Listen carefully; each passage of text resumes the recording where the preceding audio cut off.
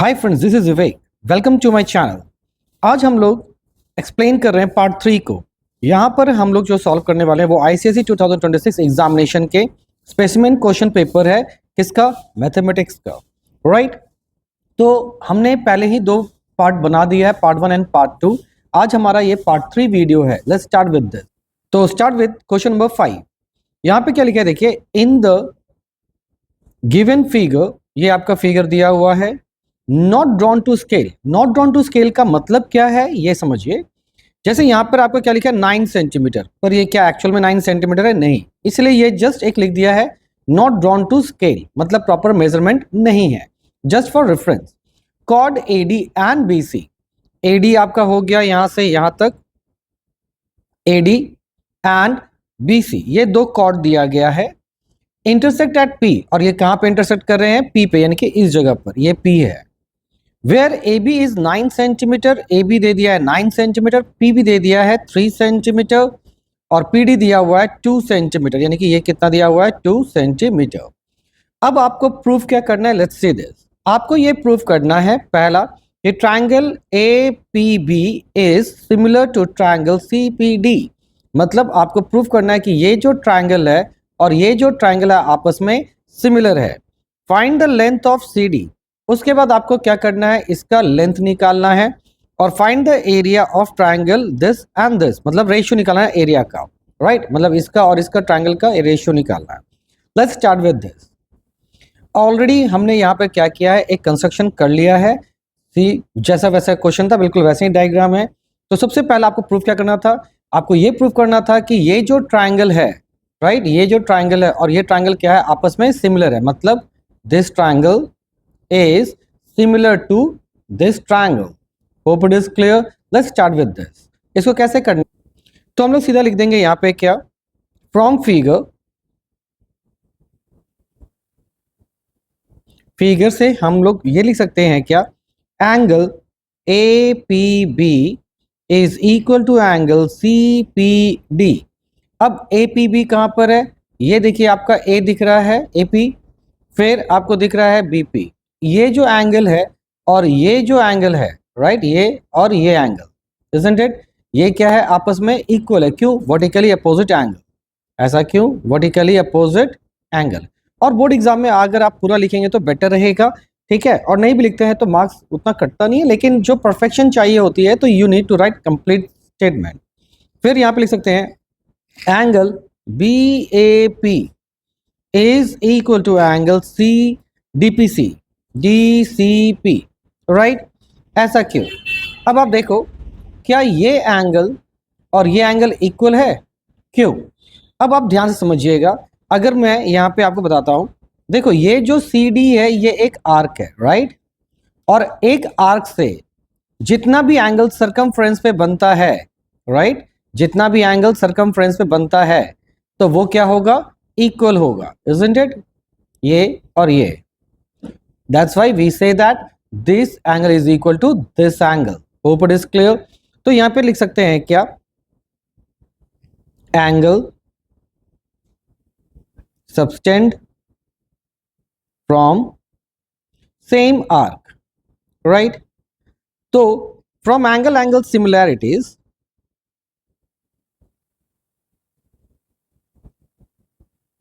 हम लोग लिख सकते हैं triangle APB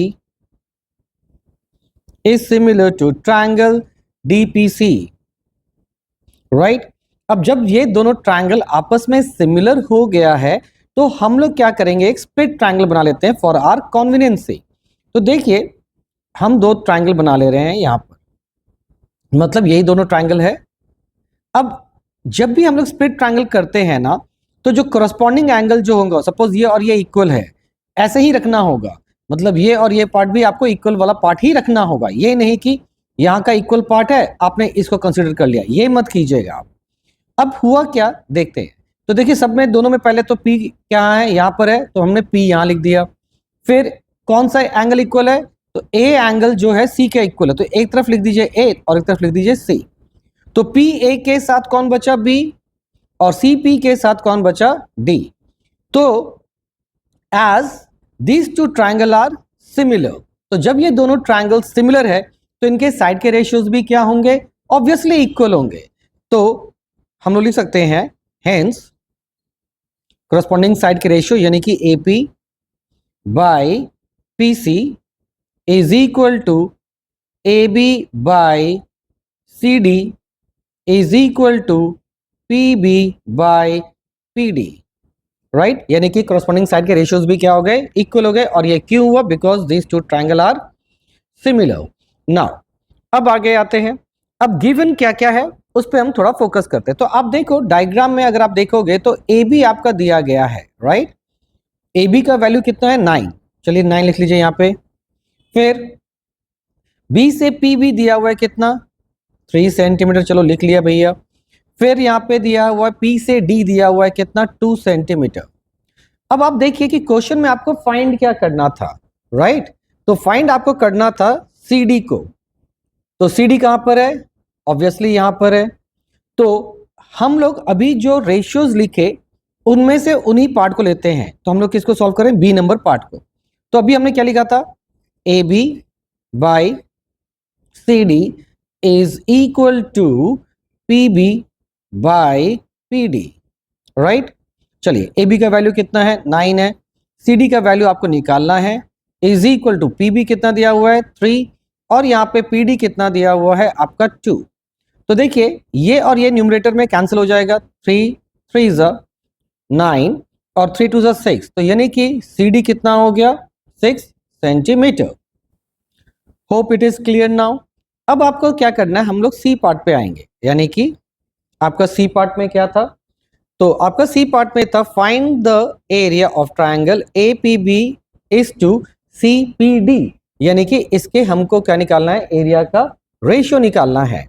तो let's start with this area of triangle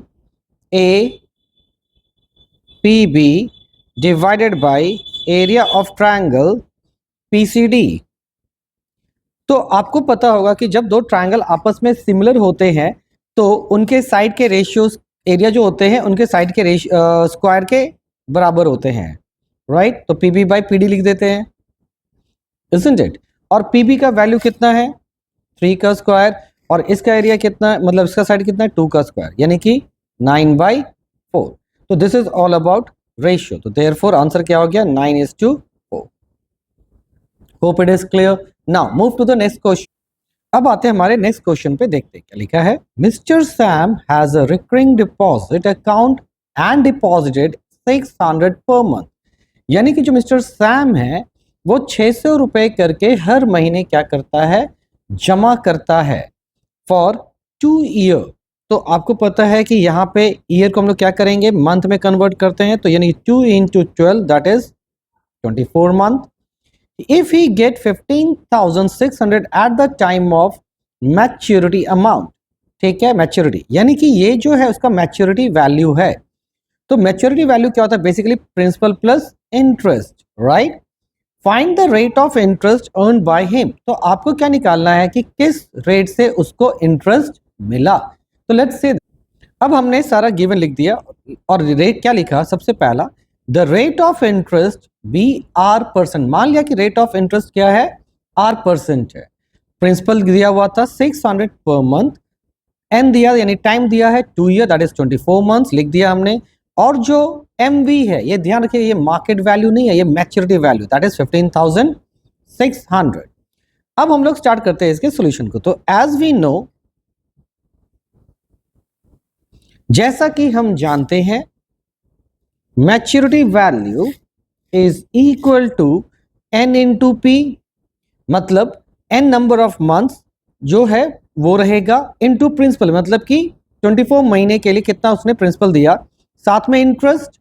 तो इंटरेस्ट यहां पर आपका क्या हो जाएगा P N+1 whole divided by 2 into 12 into R/100। Fair enough. Now अब हम लोग को बस करना क्या है, वैल्यूज को प्लेस करते जाने हैं। तो मैच्योरिटी वैल्यू दिया हुआ 15,600 is equal to 24 into 600 plus 600 into 24 into 25 by 2 into 12 into R/100। 100. Hope it is clear now. अब जो जो पार्ट कैंसिल हो सकता है हम लोग कैंसिल करें. जैसे यहां पर आ गया क्या, 12 2 ज़ा 24, 2 और 2 भी कैंसिल हो गया, 25 4 ज़ा 100. अब यहां से 2 2 ज़ा 2 300. फिर ये इसको भी कैंसिल करेंगे तो आएगा 150. Hope it is clear now. तो यानी कि इसको अगर हम लोग आगे की तरफ प्रोसीड करें तो ये हो जाएगा 15,600 इज इक्वल टू, जब इसको हम लोग मल्टीप्लाई करेंगे we will get the value of 14400. फिर आ जाएगा हमारे पास प्लस 150R. ठीक है, अब ये जो है प्लस के फॉर्मेट में इधर आके क्या हो जाएगा, minus 15,600 minus 14400 is equal to 150R. अब क्या होगा, चलिए स्टार्ट करें. जब माइनस करेंगे तो आपका वैल्यू आएगा 1200. ठीक है, और इधर आ गया 150 इज इक्वल टू आर, क्योंकि इधर क्या आपस में मल्टीप्लाई है, इधर आके डिवाइड हो गया. जब कैंसिल करेंगे तो आर इज इक्वल टू हो जाएगा 8%. That will be your answer. Hope it is clear. Now move to the next question, that is using the step deviation method find mean for the following frequency. यहां पर आप देखो क्या दिया हुआ है, फ्रीक्वेंसी दिया गया है और आपको क्या निकालना है, मीन निकालना है. तो यहाँ पे क्लास क्या दिया हुआ है, 0 to 15, 15 to 30, 30 to 45 like this. इसको हम लोग क्या बोलते हैं, बेसिकली इसको बोलते हैं हम लोग क्लास इंटरवल. क्या बोलेंगे, क्लास इंटरवल. तो देखिए मैंने ऑलरेडी थोड़ा चार्ट बना लिया है, लेट्स सी दिस. तो देखिए यहाँ पे हमने बना लिया है क्लास इंटरवल और 0 to 15, 15 to 30 जैसा आपका वहां था, हमने कॉलम वाइज बना लिया है. तो देखो सबसे पहला जो स्टेप होता है वो होता है क्लास मार्क का. ठीक है, किसका होता है, क्लास मार्क का. अब क्लास मार्क हम लोग निकालते कैसे हैं, तो ये याद रखिएगा कि जैसा भी मैंने कहा कि ये जो है ये क्या दिया हुआ है, क्लास इंटरवल. क्या दिया हुआ है, क्लास इंटरवल. जो आगे का सेक्शन होता है इसको बोलते हैं लोअर लिमिट और पीछे वाले सेक्शन को बोलते हैं अपर लिमिट. तो क्लास मार्क बेसिकली क्या होगा, lower limit plus upper limit whole divided by 2. तो ये हर एक के लिए आपको निकालना पड़ेगा. जैसे मैं पहले के लिए निकालता हूं, 0 प्लस 15 बाई 2 दैट इज 7.5. तो यानी कि यहां पे आपको क्या लिखना होगा, 7.5. Hope it is clear. तो ये पहला जब 7.5, तो अब आप क्या कीजिए 30 प्लस 15 कीजिए. तो क्वेश्चन ये है कि क्या सबके लिए दिखाना पड़ता है नीचे का जो कैलकुलेशन है, आंसर इज नो. एक आपने दिखा दिया, बाकी आप क्या कीजिए उसको रिप्लिकेट कीजिए. तो 30 प्लस 15 कितना होगा, 45. 45 डिवाइड बाई 2 22.5. फिर हो जाएगा ये 37.5. फिर हो जाएगा 52.5. फिर हो जाएगा 67.5. फिर हो जाएगा ये 82.5.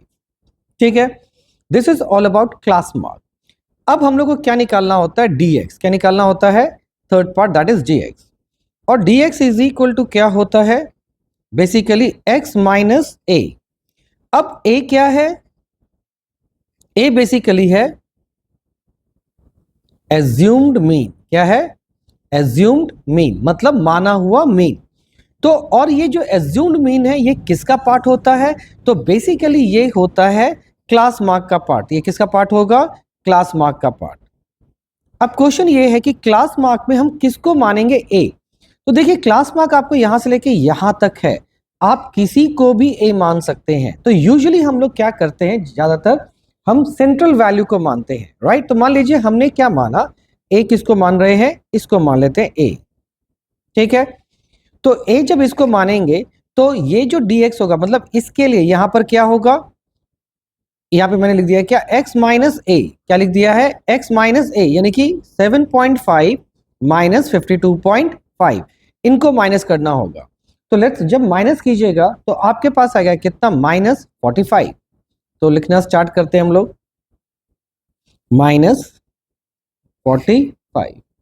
फिर आ गया इसका क्या, जब इन दोनों को माइनस करेंगे यानी 22.5 और ये इसको माइनस करेंगे तो कितना आएगा, माइनस 30. फिर आ जाएगा माइनस 15. फिर आएगा 0 क्योंकि 52 माइनस 52 0 होगा.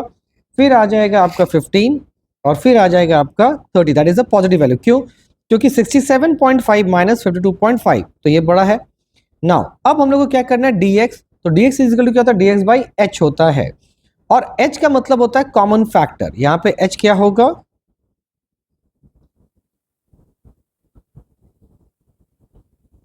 Common factor, that is called h। अब h जो होता है ये किस में ढूंढते हैं हम लोग, तो बेसिकली ये dx में देखते हैं कि कॉमन फैक्टर कौन है। अब देखो आप ध्यान से, यही था आपका dx, सब यही सब क्या है आपका dx है, यहां से लेके यहां तक, हाँ जी।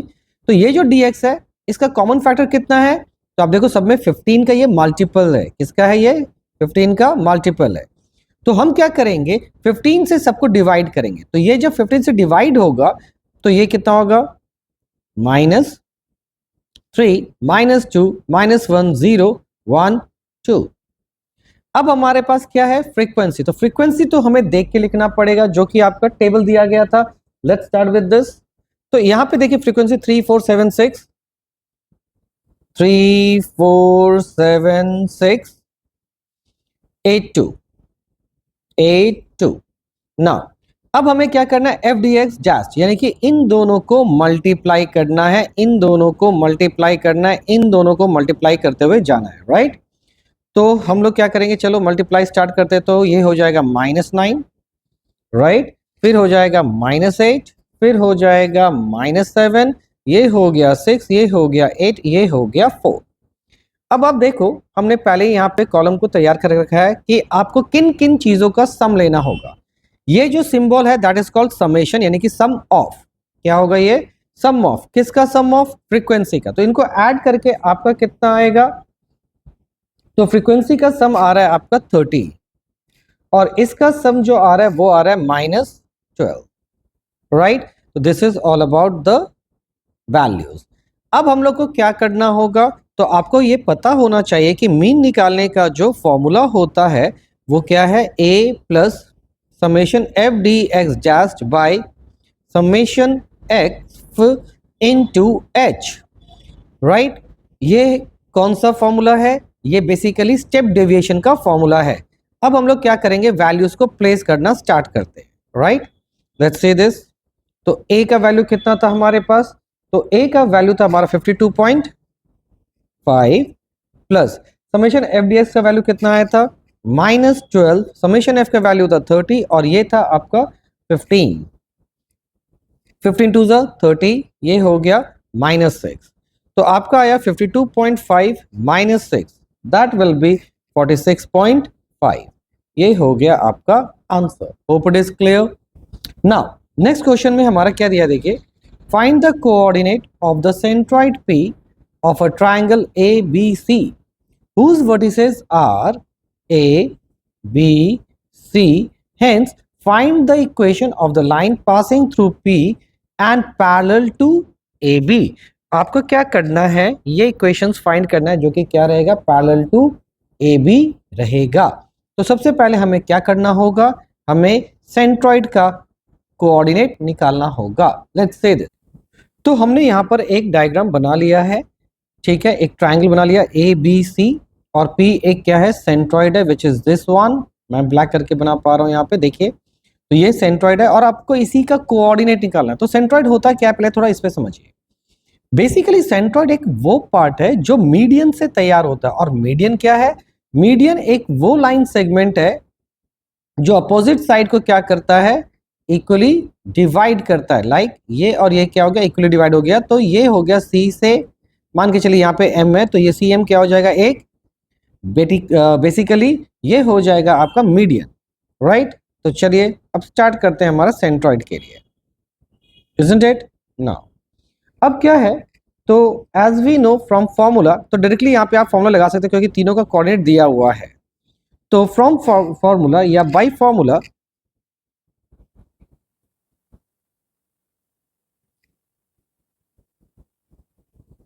ठीक है, centroid of a circle of a triangle is equal to, formula क्या होता है, x1 plus x2 plus x3 by 3 comma y1 plus y2 plus y3 by 3।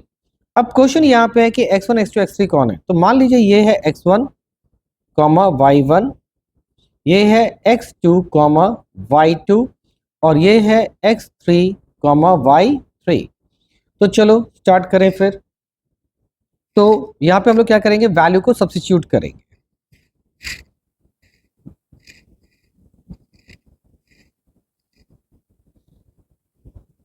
Substituting values we get,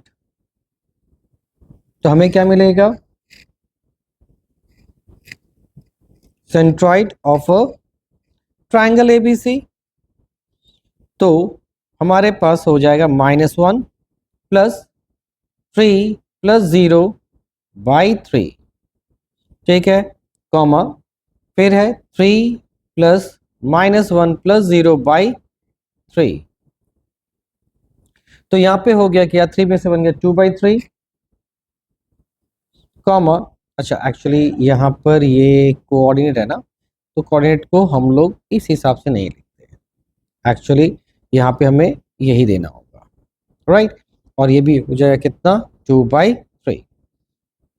तो ये हो गया P का कोऑर्डिनेट, दैट इज सेंट्रॉइड का coordinate. अब आपसे क्या पूछा है, अब आपका इस क्वेश्चन में और एक पार्ट है, वो क्या पार्ट है देखिए, hence find the equation of a line passing through P and parallel to AB। यानी कि आपको अब ये भी बोल दिया है कि यहां से जो है P से एक लाइन गया है, ठीक है, ये लाइन गया है जो कि क्या है, पैरेलल है। किसका पैरेलल है, AB का, यानी कि AB parallel to this line. तो जब ये दोनों आपस में पैरेलल है, ये और ये AB पैरेलल है, तो इन दोनों में क्या कॉमन होगा, स्लोप, और स्लोप होगा दोनों का सेम, राइट। और इसका कोऑर्डिनेट तो आपका निकल ही गया है, दैट इज 2/3 2/3, इजंट इट, ये तो निकल ही चुका है। अब हम लोग को क्या करना है, बेसिकली स्लोप निकालना है AB का, उसके लिए हमें कोऑर्डिनेट तो चाहिए। Let's say this now. तो अब हम लोग क्या निकालेंगे, by formula again B number के लिए, बाय फॉर्मूला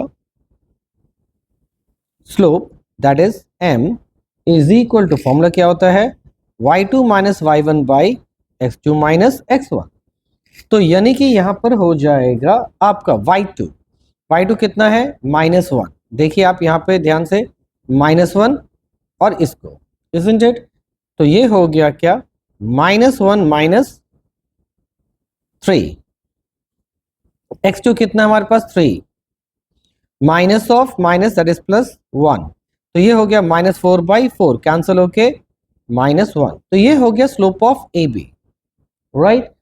तो as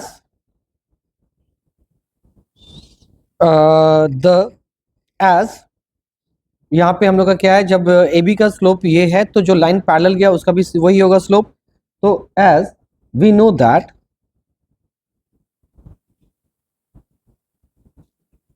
the slope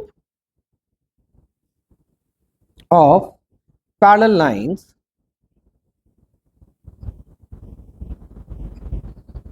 are equal, ठीक है। तो by point slope form,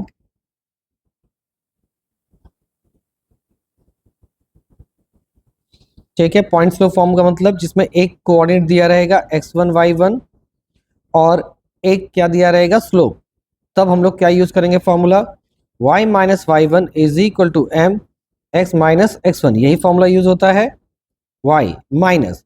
अब देखिए जो y1 आया था हमारा, क्योंकि ये तो P से पास हो रहा है ना, ये किससे पास हो रहा है, लाइन P से पास हो रहा है, तो P का कोऑर्डिनेट यूज करेंगे, दैट इज 2/3। तो यानी कि यहाँ पे हम लोग क्या यूज कर लेंगे, 2/3 is equal to m -1, x का वैल्यू अगेन नहीं पता क्योंकि x तो हमें इक्वेशन का पार्ट है, और ये हो जाएगा वापस से 2/3। चलिए अब इसको हम लोग क्या करेंगे, प्रॉपर सॉल्व करते हैं। तो एलसीएम ले लेते हैं, तो क्या होगा, 3y minus 2/3 is equal to -1, 3x minus 2/3, 3y minus 2 is equal to, by 3 भी है, is equal to -3x plus 2/3, 3 और 3 पार्ट कैंसिल हो गया। अब आपको क्या करना है, ये तो प्लस हो गया। आप क्या करेंगे, -3x को इधर भेजिए तो क्या हो जाएगा, +3x +3y, और ये -2 है, ये इधर जाके क्या होगा, +2 + 2 विच इज इक्वल टू 4। तो आपका इक्वेशन क्या बन गया, 3x + 3y is equal to 4। Hope it is clear. यही हो गया आपका equation. Now move to the next question. अब हमारे नेक्स्ट क्वेश्चन में क्या लिखा देखिए, in the figure, given figure, the parallelogram ABCD, parallelogram मतलब opposite sides are equal and parallel, right. ये और ये क्या होगा, पैरेलल होगा और इक्वल भी होगा, राइट। चलिए फिर बोला है circumscribe a circle touching the circle eight PQRS, और वो किसको टच कर रहा है, किस पे, PQR एंड S पे टच कर रहा है, राइट। तो ये जो AB बन गया ये टैंजेंट बन जाएगा, BC क्या बन गया टैंजेंट, CD क्या बन गया टैंजेंट, और DA क्या बन गया टैंजेंट बन गया, राइट। आपको ये प्रूफ करना है कि AB is equal to CBC। AB कहाँ पर है, ये जो पार्ट है, और B से C जो है, B से C ये दोनों आपस में क्या है, इक्वल है। What special name can be given to the parallelogram ABCD, और ABCD का अगर ये दोनों इक्वल हो गया है, जब ये प्रूफ कर लेंगे तो आपका जो स्पेशल नाम होगा वो क्या होगा, क्योंकि ये पैरेललोग्राम फिर तो नहीं रह पाएगा, क्योंकि पैरेललोग्राम में क्या होता है, ये और ये actually parallelogram special type of क्या है, रेक्टेंगल है। खैर कोई नहीं, लेट्स सी क्या बनता है वो देखते हैं। तो अब हम लोग इसको प्रूफ कैसे करेंगे, लेट्स सी दिस। तो हमने यहाँ पे एक डायग्राम वही बना लिया है, और यहाँ पर सबसे पहले आप सॉल्यूशन में क्या देखेंगे कि एज वी नो दैट, जैसा कि हम जानते हैं, if two tangent are drawn to a circle from an exterior point, यानी कि अगर आप एक एक्सटीरियर पॉइंट से दो टेंजेंट ड्रॉ करते हैं सर्कल पे, तो दीज आर इक्वल, ये भी इक्वल हो जाएगा। तो सिमिलरली ये और ये भी इक्वल हो गया, सिमिलरली ये और ये भी इक्वल हो गया, और सिमिलरली ये और ये भी इक्वल हो जाएगा, राइट। तो दिस इज अबाउट, तो यहाँ पे the tangent are equal in length. तो एक्चुअल में इस क्वेश्चन में हम इसी का यूज करने वाले हैं। तो जब हम लोग ने ये समझ लिया कि यहां से यहां तक, यानी कि this and this are equal, this and this are equal, तो इसी पार्ट को हमें पहले अब क्या करना होगा, लिखना होगा। अब क्या लिखेंगे यहाँ पे, सबसे पहले देखिए AP is equal to AS, फिर BP is equal to BQ, फिर CQ is equal to CR, फिर DR is equal to DS। आप डायग्राम में देखते जाइए कहां पे मैं लिख रहा हूं, फ्रॉम फिगर। अब वापस से फिगर में समझिएगा, राइट नाउ। अब फ्रॉम फिगर में हम लोग क्या लिख सकते हैं, थोड़ा छोटा कर दूं क्या, नहीं रहने देते हैं। आप बुक का डायग्राम या फिर जो आपका जो ये है उस पर आप देख लीजिए।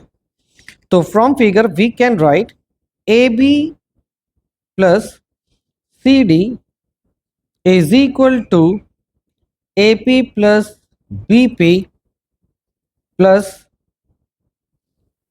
फिर DR plus CR। Can be write like this, right. अब फिर क्या लिख सकते हैं हम लोग, AB plus CD is equal to, हम बस चेंज कर रहे हैं वैल्यूज को, plus DS plus CQ, right. अब ये है क्या, ये समझते हैं। तो देखो हमने पहले क्या लिखा, तो फिगर को छोटा करते हैं ताकि हम दोनों पार्ट को समझा सकें। तो देखो यहाँ पे लिखा AB की जगह हमने क्या लिखा, AP प्लस BP। तो AP प्लस BP, क्या ये पूरा लेंथ हो जाएगा, आंसर इज यस। फिर DR प्लस RC, क्या DC हो जाएगा, इसलिए DC या CD की जगह हमने ये लिख दिया। अब आप देखो ध्यान से, AP जो है वो AS के बराबर है, इसलिए AP को हमने AS लिखा। BP जो है वो QB के बराबर है, लिख डाला। फिर DR जो है वो DS के बराबर है, लिख डाला। और CR जो है RQC के बराबर है, वो भी लिखा, राइट। तो this is how it's work. Now अब आगे देखिए क्या है, अब हम लोग क्या लिखेंगे, AB plus CD is equal to AS plus BQ। अब ध्यान से देखिए, ए एस कहां पर है, ए एस यहां पर है और बी क्यू कहां पर है, यहां पर है, राइट। लेकिन हम इसको नहीं लेंगे, हम ए एस के साथ किसको लेंगे, हम डी एस को लेंगे। तो A S plus D S is equal to A D हो जाएगा। तो चलो ये लिख देते हैं यहां पे, A D plus B Q के साथ हम लोग किसको जाएंगे, सी क्यू को जाएंगे। अब देखते हैं बी क्यू और सी क्यू कहां पे, बी क्यू है आपका यहां पर और सी क्यू है यहां पर। तो इसके जगह हम लोग क्या लिख सकते हैं, बी सी लिख सकते हैं। Let's start with this. तो यहां पे हम लोग क्या लिख देंगे, बी सी। तो आप देखो A B plus C D, A B plus, ठीक है, यहां पे देखिए A B plus C D is equal to this plus this हो गया ना। तो हम लोग यहां पे फिर क्या लिख सकते हैं, एज वी नो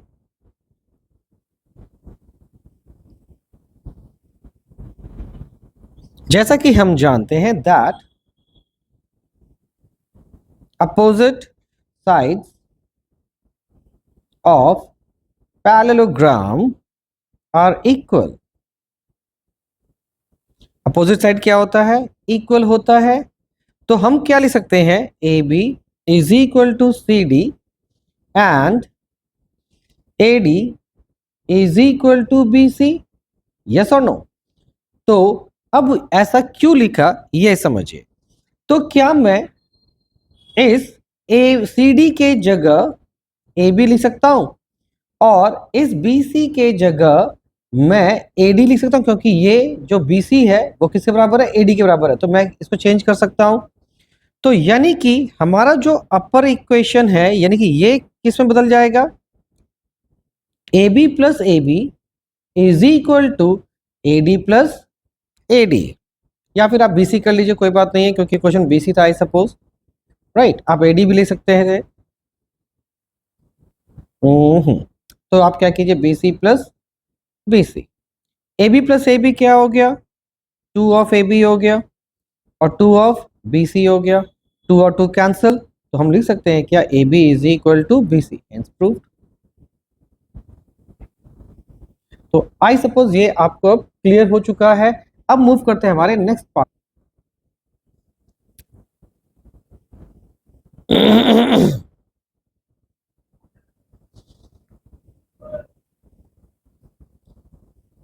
तो यहाँ पे आपका क्या होगा, ये रोम्बस ही कहलाएगा, राइट। अब हमारा नेक्स्ट क्वेश्चन क्या दिया है, देखिए, the following bill shows the GST rate and the mark price of article. यानी कि ये सब एमआरपी दिया हुआ है, फिर इन एमआरपी पे क्या है, डिस्काउंट्स 100 रुपीज़ का डायरेक्ट दे दिया है वैल्यू, यानी कि इसमें से माइनस कर देंगे। इस पर कोई डिस्काउंट नहीं है, नहीं जो भी जीएसटी कटेगा वो इस पर कटेगा। और 500 पे पहले 10% डिस्काउंट देंगे और उसके बाद हम लोग जीएसटी को कैलकुलेट करेंगे। आपसे पूछा क्या है, find the total amount to be paid including GST, यानी कि जो कस्टमर है वो कितना पेमेंट करेगा जिसमें जीएसटी भी इंक्लूड रहेगा फॉर द अबव बिल। तो लेट्स स्टार्ट विद दिस। तो देखिए हमने एक कॉलम बना लिया है और मैं ये सजेस्ट करूंगा कि always solve this type of question in the column format. तो सबसे पहला हमारा सीरियल नंबर क्या था, पहला, जिसमें हमारा क्या था, ड्राई फ्रूट्स थे, राइट।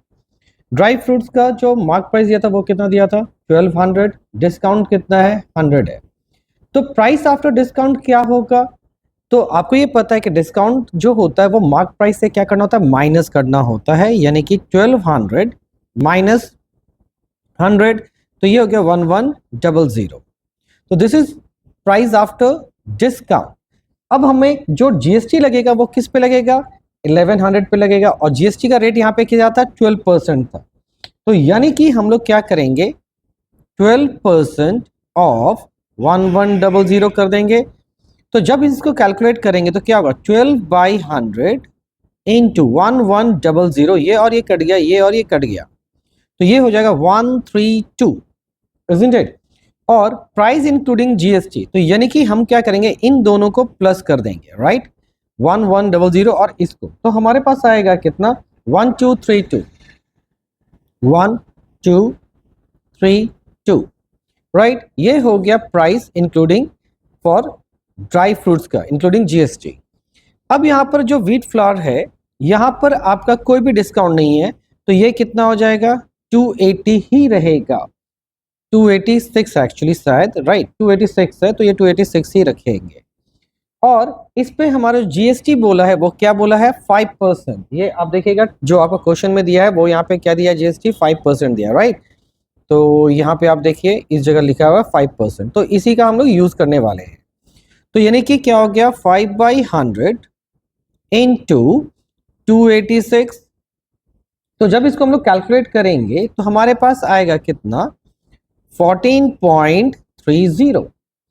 तो जब हम क्या करेंगे, इंक्लूडिंग जीएसटी करें तो इन दोनों को प्लस करेंगे, तो प्लस करने के बाद हमारे पास आएगा 300.30, 300.30। And the last one is हमारा बेकरी प्रोडक्ट है जिसका प्राइस क्या है, 500 का है। और यहाँ पे देखिए जो सेकंड कॉलम था वो क्या था, फोर्थ कॉलम वो डिस्काउंट का था। तो डिस्काउंट यहाँ पे कितना बोला है, डिस्काउंट जो है बेकरी का वो है 10%, तो 10% ऑफ 500। तो ये जो 10% होगा वो कितना आएगा इसका, ₹50, इजंट इट। तो यानी कि अभी हम लोग यहाँ पे जो इसके बाद का कॉलम है वो क्या, प्राइस आफ्टर डिस्काउंट। तो 500 माइनस क्या करेंगे, 50 करेंगे, तो यू विल गेट 450 रुपीज।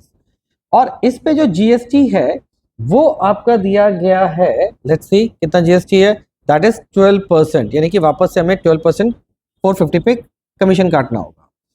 12% यानी 12/100 इंटू 450, और we will get the value of 54 rupees 54।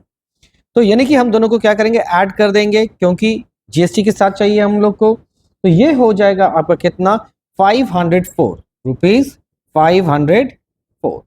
तो अब पूछा जा रहा है कि कस्टमर कितना पे करेगा, तो हम लोग क्या करेंगे, ये सारे प्राइस को जोड़ देंगे and we will get the value of 2036.30।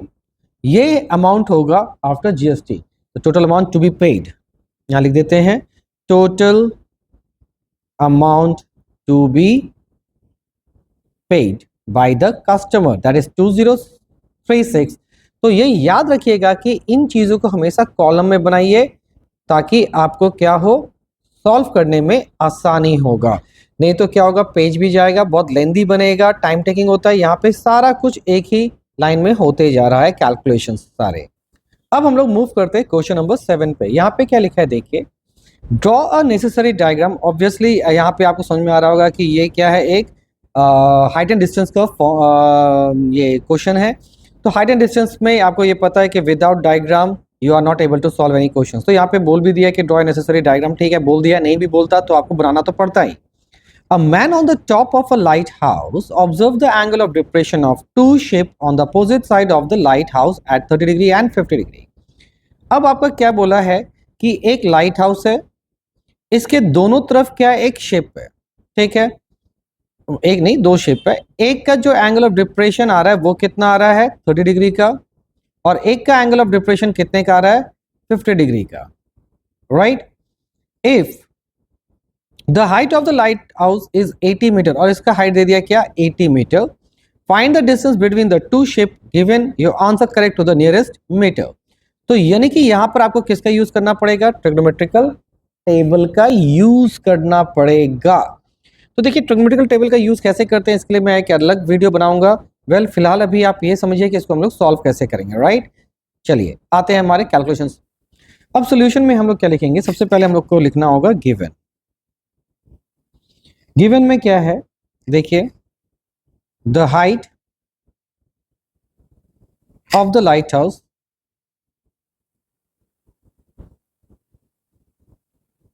that is TL is equal to 80 meter. The angle of depression,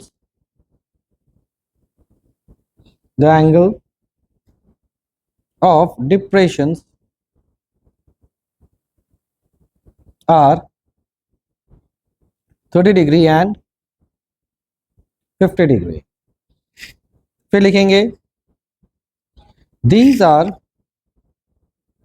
equal to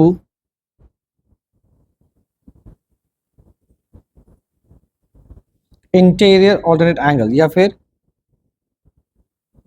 interior alternate angle, right, of elevation. तो अगर ये 30 डिग्री है, ठीक है, ये आपका 30 डिग्री है, तो ये भी कितना हो जाएगा 30 डिग्री, और अगर ये 50 डिग्री है तो ये भी कितना हो जाएगा 50 डिग्री। तो यहाँ पे आप लिख लीजिए 30 डिग्री और यहाँ पे लिख लीजिए आप 50 डिग्री। तो यहाँ पे हो गया आपका, क्लियर है ना। ना तो हम लिख सकते हैं क्या, angle TBL is equal to 50 degree and फिर TAL is equal to 30 degree, right. अब हमें क्या करना होगा, इन ट्रायंगल, हम ट्रायंगल की बात कर रहे हैं, TAL या TLA लिख देते हैं, ठीक है। TLA मतलब TLA यानी कि इस ट्रायंगल की हम बात करें, किसके लिए, इसके लिए बात कर रहे हैं, राइट, ये वाले ट्रायंगल के लिए, क्योंकि ये भी एक राइट एंगल ट्रायंगल है, isn't it? तो इसकी हम बात कर रहे हैं। तो TLA में हम लिख सकते हैं क्या, tan 30 is equal to perpendicular by base, तो TL बाई AL, राइट। तो यानी कि यहां पर हो जाएगा आपके पास LA या AL is equal to TL by tan 30 degree, और TL का वैल्यू क्या है आपका 80 मीटर, और tan 30 का वैल्यू होता है, ये होता है 0.577, ठीक है। आप डायरेक्ट वैल्यू भी डाल सकते हैं, और tan 30 का वैल्यू क्या होता है 1/√3, isn't it? आप डायरेक्ट वो भी डाल सकते हैं। तो AL क्या हो जाएगा आपके पास, इसको जब कैलकुलेट कीजिएगा you will get the value of 138.565 metre, ठीक है। इसको अच्छे से लिख दूं मैं थोड़ा, 0.65 मीटर। तो ये हमारा यहाँ से यहाँ तक का लेंथ आ चुका है, राइट। कौन सा लेंथ की बात करूँ मैं, यहाँ से यहाँ तक आ चुका है। अब हम लोग किसके लिए फाइट करेंगे, इस वाले के लिए फाइट करेंगे, again by using trigonometrical table. तो अब हम लोग क्या लिखेंगे, इन ट्राइंगल TLB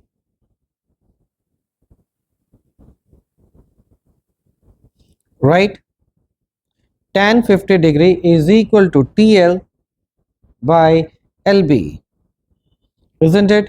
तो फिर हम लोग लिख सकते हैं क्या, LB या BL ही लिखते हैं, बेटर है, is equal to TL by tan 50। इसके बाद क्या हो जाएगा, BL is equal to 80 by tan 50। tan 50 का वैल्यू होता है 1.192। जब इसको हम लोग कैलकुलेट करेंगे तो BL का वैल्यू आ जाएगा 67.11 मीटर, isn't it?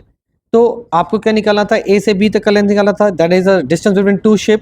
तो therefore AB is equal to AL plus BL। AL कितना आया 138.65 प्लस 67.11, दोनों को जब ऐड करेंगे तो हमारे पास आ जाएगा 205.76 metre. Hope it is clear now. तो अगर ये वीडियो अच्छा लग रहा है तो लाइक कीजिए, शेयर कीजिए और सब्सक्राइब कीजिए। अब बढ़ते हैं हमारे नेक्स्ट क्वेश्चन।